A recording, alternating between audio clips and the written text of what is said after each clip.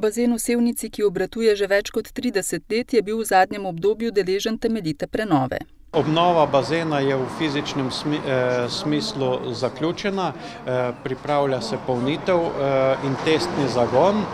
To pa usklajujemo z možnostjo polnitve in razpoložljivo količino vode strani komunale, kot tudi nekako usklajujemo s terminskim planom, kajti želimo, da se testno obdobje izvede pred samo sezono, no ni podatka, kdaj se bo lahko sezona pričela, pa vendar bo do 1. junija vsi postopki zaključeni, tako da bo vseh vidikov bazen usposobljen v vsej novi preobleki. Skupna vrednost celotnega projekta je približno 1 200 000 evrov, polovico od tega je znašala prenova strojnice.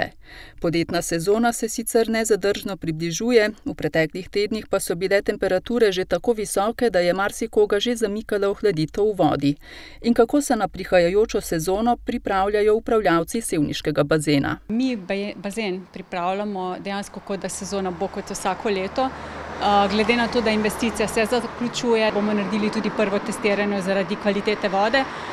Potem se ponaredijo še ostale aktivnosti okrog bazena, znotraj stavbe in bomo počakali potem na nadaljnja navodila države. Tako da, ko dobimo ta navodila in če bojo vse v skladu z našimi pričakovanji, bomo odpirali bazen tako kot vsa pretekla leta, izjemoma lansko leto, ko vemo, ko je bila sezona v bistvu kasnejša zaradi sanacije bazenske školjke. Bazen Sevnica svoja vrata običajno odpre teden dni pred začetkom poletnih počitnic in jih zapre prvi teden septembra. Med obiskovalci pa prevladujejo mladi in družine.